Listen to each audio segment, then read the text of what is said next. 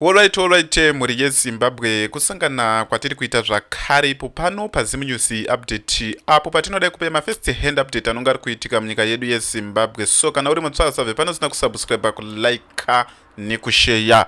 Sekuzva kwatiri kuita semazuva ese apo patiri kuona mukati mebato reZANU-PF hamuna kuwirirana, isiri ZANU-PF chete, even kana kuopposition kwacho hakuna kuwirirana bhozi hukuru uri kuti vanhu vasawirirane bhozi. Takadotarisawo kuopposition kwacho vanhu vazhinji vari kuda hukuru, vari kuda kutungamirira.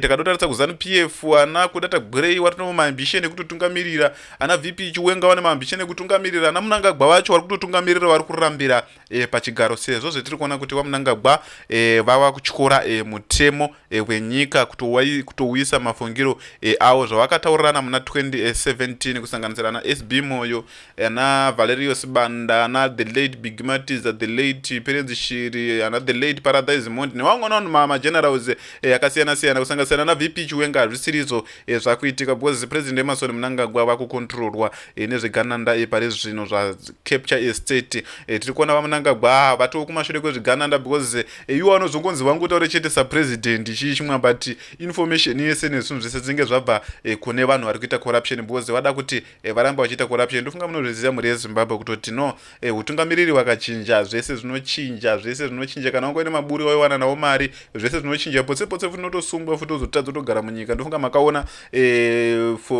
we lead by example zvakaitika muna 2017. Takaona veruzhinji vamwe vachitori kunze kwenyika havachakwanisi kuti vange vachidzokera muno munyika yeZimbabwe. So tiri kuona zvegananda vanenge varamba vachitekenya mabhatani vachiita se bhozi vari nyatsoziva kuti vane mhosva dzakati wandeye kusanganisira nemamwe mapolitician. Asi siri zvegananda chete, kusanganisira nemamwe mapolitician bhozi nguva yaMugabe ya mapolitician mamwe akatotiza akaruwa pasi. So tiri kuona President Emerson Mnangagwa vanga vari kuenda kwamutare sort of like tiri kuona kuti pane zvaitika paChristmas pass. Ndofunga munoziva takwidza mukwidzo waya takuda kuteruka kuti tipinde mamutare. Hazvina kunzwisisika zvinhu zvavanzwa ipapo vaine Motorcade yavo mhuri yeZimbabwe. Chinova chicho kufungidzira kunoti ipfuti dzinenge dzanga dziri kurira Mugomo muya but vati kuti wamire hazviite, vangoramba vachienderera mberi. Sezvo tinoziva kuti sort of like ana President Emerson Mnangagwa vanenge vari kungo so vazongoshevedzwa masoldiers pa3 brigade kuti vange vachienda vachiongorora Mugomo imomo, but hapana chavawana mhuri yeZimbabwe because tiri kuona kuti vanhu vanenge vatori armed vanenge vatori no full kit yavo. Chinova chiri cho chiratidzo chinoratidza kuti zvinhu hazvina kumira zvakanaka. Tisaziva kuti because vanga vari kuenda kunoonana naMugadza, ndo vanga vari kuenda kunoonana naye uku Mugadza wacho marimwe zuro kuri kunzi kune maopposition members eCCC vaya vai sort of like vaioposa Constitution Amendment Bill number 3 because havatsi veseka vakaendesa ku 2/3 majority. Vamwe vaitoopodza zviri pachena kutoti hatisi kuwirirana neConstitution Amendment Bill number 3 iri. So tiri kuona 2 mauyiwa vakabuda panze vakatanga kushungurudzwa. Vanga vatori vakatobuda panze kubva muofisi yaMugadza vakatanga kushungurudzwa neCID, vakaona mota dzabviswa mweya pachiitwa zvinhu zvakasiyana-siyana. So isu tiri kuona kuti Vice President Constantino Chiwenga ndo yasara iri hope yevanhu and achaita president chete because tiri kuona kuti maretired generals ndo vari kuti ndiye next first secretary webato reZANU-PF because tiri kuona kuti corruption nezvese zviri kuitika zvinenge zvapera because vane muono usina kana vamwe vanhu at least zvana Mugabe zviya zvaive nane because corruption yava Mnangagwa yakutonga sort of like yatova culture cheche kutoti ndizvo zvitoripo, ndo zvakatojairika and ndo zvitoripo and munondidii hapana. Tikuona vaMugabe vanga vatori nani vaitombotyawo vanhu chimwe kutombodidididi mwe vachitombotyawo vanhu. Mnangagwa haasi kutakana kutombotya vanhu kana kutombotya kana kutoita zvaanoda kutotora zvaanoda. Botoona kuti sort of like ana William Ruto anomakona William Ruto vanhu vakapopota corruption yanyanya chichi chimwe akambodzura vamwe vanhu chichi chimwe. Mnangagwa haatokwanisi kutodzura because hakuna munhu anomuvhotera, anongozviisa pachigaro. Ndoka muri kuona cable 3 iri raaka sort of like rakaita kutoti yanga achigazeta anga achiita zvinhu zvakasiyana-siyana because anoita zvaanoda, angoita zvaanoda nenyika. So tiri kuona ndo zvatiri kutaurwa neJacinda Hanwa anotungamirira March and March kunyika yeSouth Africa ukachita kutaura kuti munyika yeZimbabwe muchine varume here vanosiya nyika ichisakadzwa nemunhu mumwe chete. Varume vese vakawanda meno varume ndofunga varume vari kuma6 miliyoni vangatya munhu 1 mhuri yeZimbabwe. Chinova chiri icho chiratidzo. Hatingati munhu 1 wangatya kana kuti vanhu iwawo is 350. Hatisi kuverengeri maMPs nemachiji because maMPs hapana chavanonyanya kutombowana. Kuna vanhu vari kutora mari mubato reZANU-PF takuverenga vanhu vatora mari vanokaka ma350 vari kutora mari yenyika yese zvekutoti nyika yese inosara ichitambudzika. Chinova chiri icho chiratidzo chinoratidza kuti zvinhu zvinomira zvakanaka. So tiri kuona panapa mhuri yeZimbabwe vaMnangagwa vari kuzama nepavanogona napo because ambition tatatosiyira futi Auxiliary Mnangagwa. Auxiliary Mnangagwa atonoma ambition ekutotanga achireplace murume vake because vaMnangagwa vauda kuti upresident hurambe huri mumba mavo pavanenge vakamirira kuti vana ava vange because ezvinezve tiri kuona kuti vange vachiita mapresident vana vapresident Emmerson Mnangagwa hazviite but ndopatori neMNShuti yake mhuri yeZimbabwe kutoti vange vachiita motokunga muri kuona vamwe vaiswa kumilitary, vamwe mainjinia, vamwe vaiswa kufinance, vamwe vaiswa kutourism chichi chimwe. So vada capture state yacho yese kutoti tinge chizo kuti rakamira sei. So tiri kuona pana pakanyorwa kunzi there has been a noticeable surge in the playing of military songs in public spaces.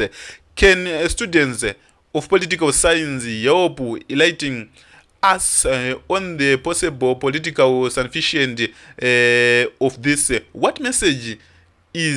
What message, if any, does in communicating in the current context? Tiri kuona panapa mhuri yeZimbabwe ndo mashoko ari kutaurwa kunzi zviri kutsiureko zvinhu zviri kuitika izvi.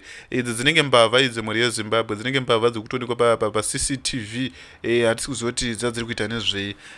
Watch a group of armed criminals was captured on CCTV at a residential property on 16 July at around 2 a.m. The footage shows the suspect moving around the yard looking for a way to gain entry. Walaiti vachiri panza apa vachiri panza vanoda kuzama because makamera anonga ari panza aya chii chimwe wakatorwa mamaski watozoti pane makamera ndosaka muri kuona wakatorwa zvimamaski chii chimwe hausitombozikanwa kuti ndianani but pakanyatsa kuzuma chechepo unotoonekwa kuti ndiwe nhingi chii chimwe rinoda kuzuma robva raiswa paAI chii chimwe rakazumwa rakaiswa paAI inobva yatinyatsorobudisa kuti ndiani kumunhu iyeye. So tiri kuona ndo mamiriro akaita zvinhu mhuri yeZimbabwe. So tiri kuona pane mashoko ari kufamba ana Auxiliary Mnangagwa nhiki mangwana abva abudisawo chibeba chacho achinyora kuti fake document riri kusekuleta mumasocial medias yakasiyana-siyana mhuri yeZimbabwe. So ndozvetiri kuona panapa ndozviri kuitika tisikazive kuti nawo dzacho dzinenge dzakamira sei. Tiri kuona ndi Auxiliary Mnangagwa uyu. Tiri kuona majairo panapa akaisa zvinhu zvinenge zvida kuitika pari zvino akazviisa 2024 musi wa6 August abva azvitega futi kuzvidzosera nhasi musi wa15 2026 musi wa 18 2026. So tiri kuona panapa pakanyorwa kunzi 2024 zvakanyora but zvakuitika pari zvino. Mnangagwa's wife and children have requested to have General Chiwenga replaced by Auxiliary Mnangagwa's friend to complete the Mafidi dynasty. They want a female VP.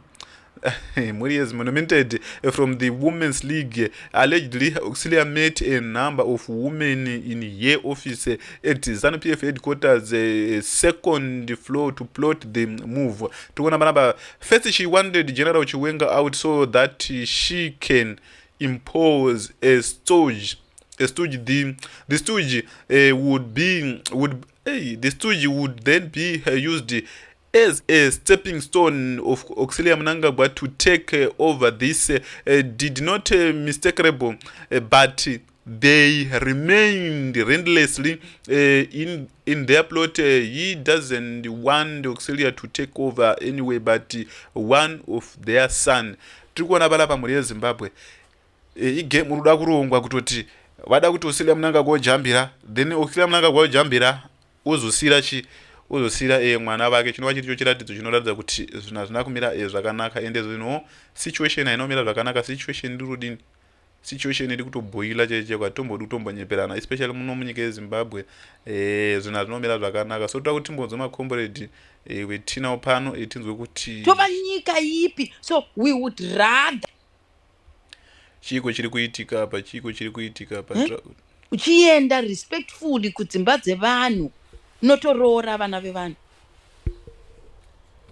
wotoisa mumwe kuHarare, mumwe kuBulawayo, mumwe kuGwanda, mumwe kuChiredzi, mumwe kana wada, or just build one big house wovaisa vese imomo mukati, tuchinje every morning. Uyu kana uchienda kuBelarus woenda first one it's even better kunotipa something yotozivikanwa kuti president wekuZimbabwe ane barika, better,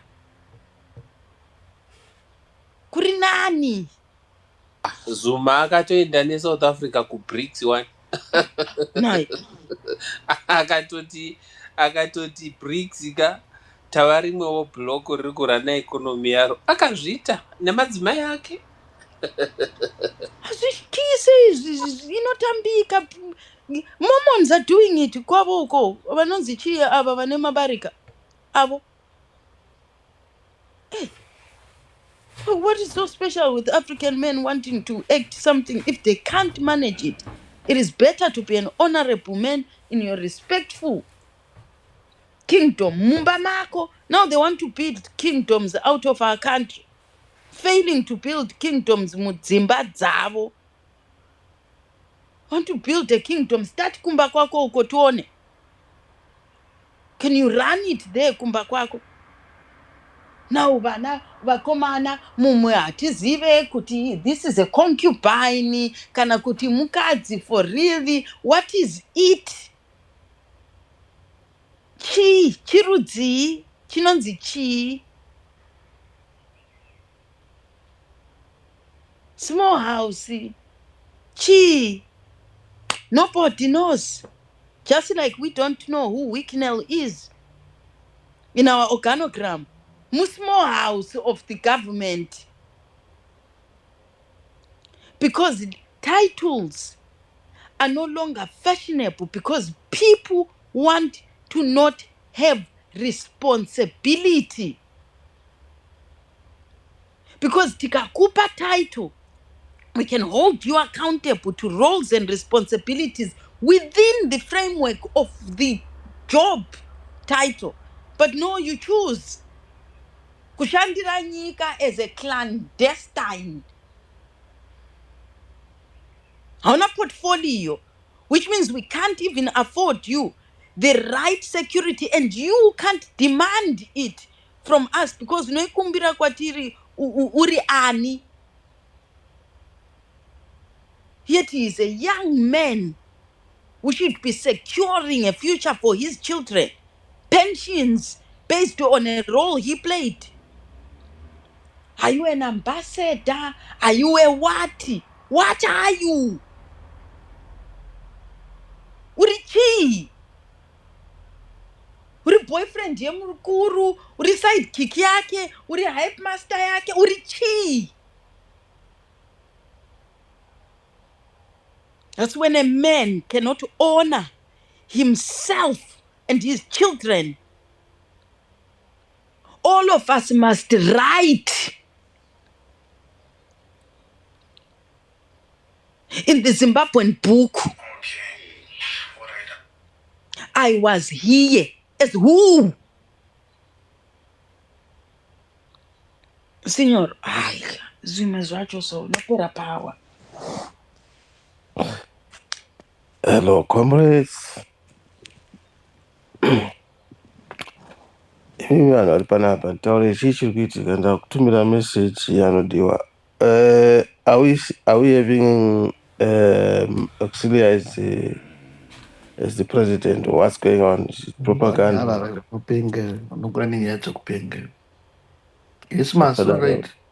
Padareka wakura Ndeipi konza vanhu vachikurukura sango hours now. Ndokufambira. wanzwa zvandabvunza kana handina kutaura. Unobvunza zvakapuzoda. Masa kutaridza varumepo maZimbabwe muregerai kupusa. Iwe wakuya uzobvunza mubvunzo wakapusa. Padareka. Zvinoreva chinhu. I'm very serious. Kungozvibata ka zvakakosha. Ndatizvo masa ari kutaura kuti varume kuZimbabwe regedzai kupusa. Iwe wakuya uzobvunza mubvunzo wakapusa. Tazvinzwawo teshe zvazvitaurwa naMasi. saka namanje unoda kuti bvunzi rechizvinhu zvakapusa izvozvo. Inzaka shamwari vandikutaurire shamwari inini ndotoziva kuti kune state house 1 kozvinhu zvine state house 2 pavangati I'm not glued I know aiwa hauziye chinhu saka vandichibvunza kazvimwe zvinhu ndida usabvunze zvinhu zvausingaziye zvakugadzira musoro wako ukanoda kutopenga kako kugadzira chinhu musoro zvachishanda hazvindinetsi kungonyarara unogadzira chinhu musoro mako kuti akuchakutoita kana mukadzi wako akateerera hazvinaine mukadzi wangu ndataura kuti irombe remunhu ramakaregedza kutaura zvinhu zvausingaziye. No, I have nothing to lose. Wakambotaura kuti mudha ndichamudha nezvauda kuudza kuti rimwe zita zvinhu zvacho zvisingaperi munongokiriyeta zvinhu kwasvika muri muzvimagrupu zvenyu zvekwamhene kwamunorota. Chinzwa padare hazvinditambudzi handina chandobva ndokuteerera ndokurespekta ndongoinyarara nyaya yacho but bata zvandakutaurira hapana zvaunobata bcause zvinhu zvakawanda zvakawandisa umeyo ndounaimba conspiracy ise hausi kuteerera wakatanga kutaura nezvezvizvo zvawabvunza kwezvinhu wakatanga ukitaura zvazatanga kuprindwa it means kwamumagrupu kwamunenge muri uku ndokuzvinenge zvichitaurika nyaya idzodzo. nzwanodiwa tibatsirewo mutauro padare outside this question kungozvibatawo tapedza iwe on a serious note uyu padare uyu sekuru vangu vakavigwa vakagara kubhuku ravo uku kwamutekedza pakata kudaika munhu wechirume unoyazobvunza mubvunzo nando wakadaro.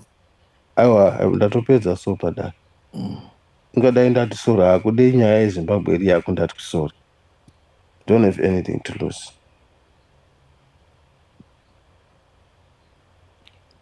gedza masa zvakabasa atotaure zvitori nani pane kubvunzwa mubvunzo nando wakapusa kudaro nashaya nyaya.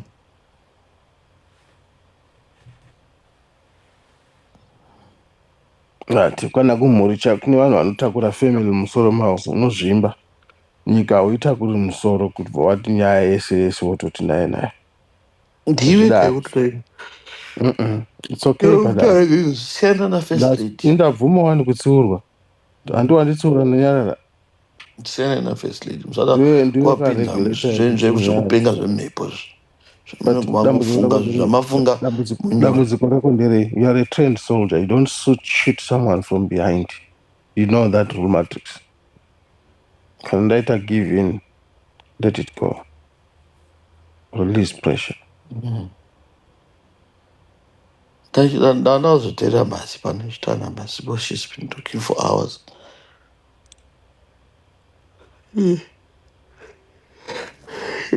kupita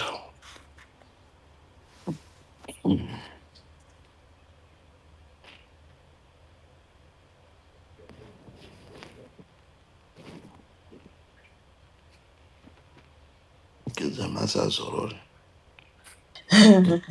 No, I just laugh sometimes, when I see people doing things, and I think if it was another country, no one would do that. Munhu anopiwa nzvimbo yake inouya nematumbu ezvinhu zvinomubatsira pabasa. Ma-securities acho present and futuristic. Kushandira nyika kune ma-rewards that are present and futuristic.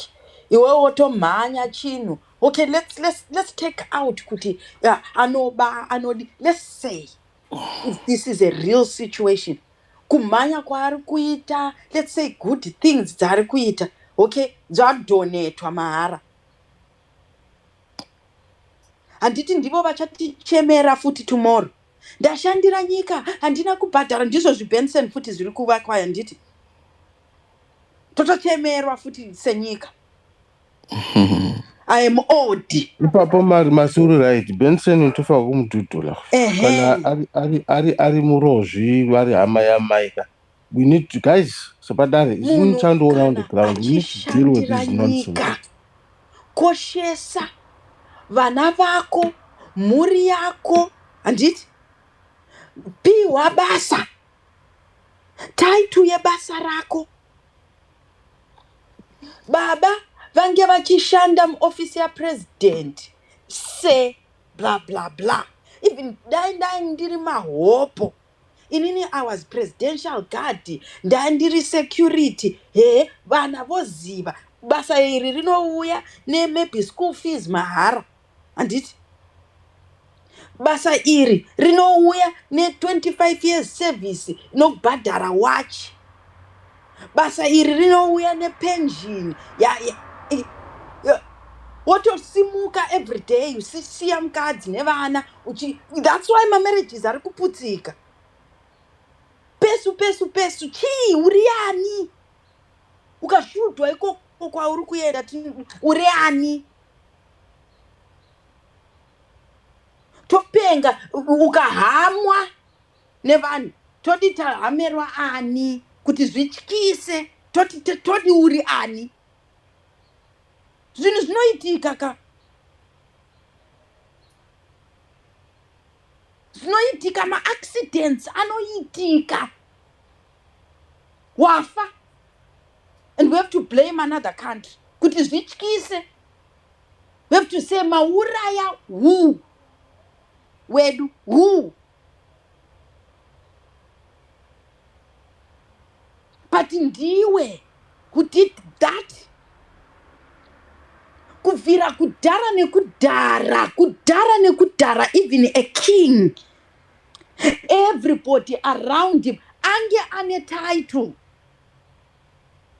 Machinda mambo, chinzinzi, to even the lowest order. Zvaitirwei nhasi tine vanhu vanoti representa with the heads of state, and that's why ari kutora mapicture so that he can prove I was there, because there's no title. Vamwe havatore mapicture because their job titles already tell us kuti they meet heads of state, they travel to this. Job title is self-explanatory. They have nothing to prove to anybody. He is an untitled person. Mtumwa wa mambo ane title, guys. You see, Masinya yauri kutaura, it's very, very, very important. Nyaya yekutorwa mapicture nemunhu mukuru kufamba uchipula vanhu uchibira vanhu. I'll glue it nenyaya yataitaura yachiyangwa iyi, kwete kuti propaganda aizvitaura ega. I heard it with my own ears. Kuti vakawirirana na Pamire kuti vakomana, kana ukaudza munhu kuti handina mari, hazviudzwe munhu izvozvo. Saka vakawirirana kuti you should tell people kuti ndakapenga ndine mari. So he said I would say kana kaona mkanzwa kuti madhara angu anaboka aya vari kuenda kwakati, you do dress all nice upfekawo kasutu, achiziva kuti kuchaitwa TV coverage. Aingomirawo padhuze nawo. Pazinochaya 5 anenge audza timu rake kuti wamana ndakapenga, handite ndine madhara angu anaboka. And zvishuwa you'd appear ari padhuze nemadhara akapfeka sutu, make others believe that he's better than them all. If you go even opposition, you remember nyaya yekutorwa mapictures nana Chobvira and all that, the list is long. It is a bad culture muZimbabwe yatongokura so yekuti munhu akushandisa mapicture kuti makandiona ndiinawo ndakadai, but title yako ndei. And I'm not apologetic. Even the first lady hazvishamisi kuti tinge tiine maministers without portfolio, because takambozviona takakura mazviri. Why not appoint you as the minister without portfolio? But you can't just do national duty. I mean, like, not even duty. You can't hold an office with no title. Sani, politically or government. That thing is not right. And I think what you are raising, I hope people are listening. It's now a best title. So, title. Weekend Diani. Actually, akanosaina Mavenyika, okay, it's first lady, our first lady. Akanosaina deal with first lady sits in the Politburo. No, I don't know. I don't know. That's a title. It's a title. It's a title. But he doesn't sign. So She doesn't ashayitirwa sign. here Sign what She for title. doesn't. who? Leave the She first lady doesn't. alone, senor. She Zvinhu no. zvekupekereka zvinhu zvamunoita izvi zvekupekereka izvi. Mira, I'm allowed to criticize the president or anybody. I'm not No, attacking her. no. Let me and look, I will not Machifoti only munongobvaurisa mukabva mabva that's masupporters that's madai. You're not principled. I want to repeat softly. I'm allowed to criticize anybody, including the president. I don't attack him. I'm not attacking. I want to know if he has a portfolio. I need to know. You let me school me. I don't need to check with anybody. If you know, you know. Onduudza kuti zvinovhumiro kuti vari first lady vanogona kunosaina madeals or represent pane maportfolios avo anofanana necommittee and all that. I know this is a government responsibility. Pakana zvakachinja, I don't have any problem. Let me know. Kubvunza kwakanaka shamwari. Handiri kutaura kwandisina kuswera, but ndiri kutaura zvandakaona zvandiri kuona. Anyway, we can even put aside the first lady.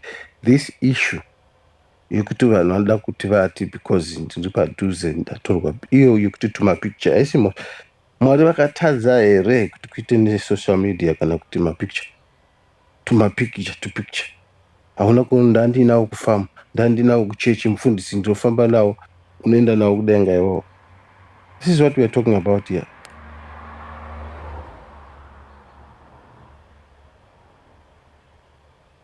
You wouldn't need that evidence if your title already preempts people. Uchimuka uchienda kubasa, people know kuti you are dealing with prestigious people, with delegates and chi. You don't see Mohadi achitora ma picture because we already know kuti, you know, in his day-to-day, weekly, probably sits with other equivalents. Unompikisa Mohadi akauya kuudza story kuti inini ndange ndakagara na president, would you ask for a picture? Is that not believable? Netitle yaanayo does it need you to have a picture? Asina show and tell ndevana kuchikoro. It's because he doesn't have a title. Habelivike kana ari outside. No believer say ari ani. Because that's the next thing you ask, wamuona uri ani. Uri ani. So he needs to show you ndiri kutaura chokwadi wona every place wona because every time he does it hazvibhilivhike kunge munhu ari kunyepa. So he got sick and tired kudyirwa musaga. Aizvitaura izvi to people kuti guys I'm seeing people and people were like hazviitike. And he said I'll show you but dai ange ane title ngaapiwe title for his own protection. He can also hold people accountable. He can call things to himself as necessary for place. Even a court jester. Ma-kings ange ane vanhu vema-jokes, guys. Vekufadza. Dancing, whatever. Court jester is a title. A title. He can call to order things. I want a new keche because ndiyo yandinoshandisa kudanza. It's a responsibility for him to have it because ndiyo title yandinayo. One of our kings uku kumanguni ange achidya anourayirwa whole goat or a cow ovhodya chidumbu razvimba kuti nditengende. Ange ane title mudyi mukuru, court jester. So akati ndofanirwa kuva nembudzi anopiwa because it is in the title of the job.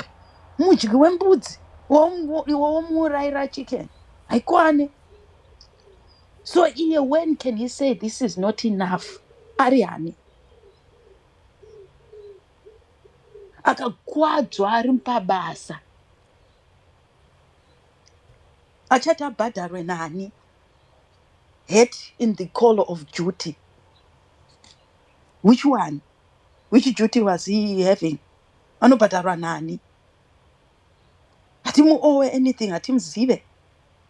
anobhadhara nekambani yake. Handiti he was doing it with his company, he should have insurance ikoko company kwake.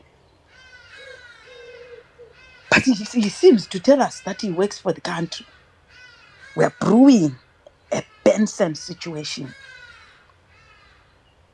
Ndini ndakurwira, ndini ndakubvisira izvi, musineni. Adhampwa mumwe mukomana better than him, having come along wotodhampwa. Achapesuka paTwitter nemastories. I was meeting people, ndini ndaka-aplya, tichimupikisa. Uri kunyepa, achachema.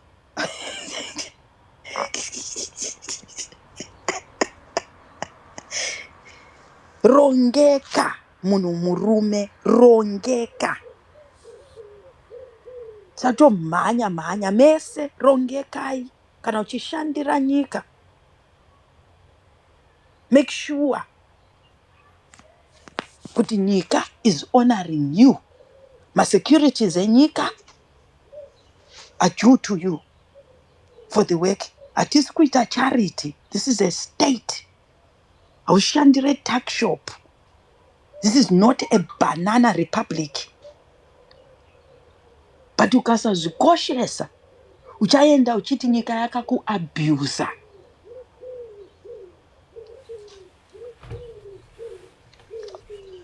We'll be laughing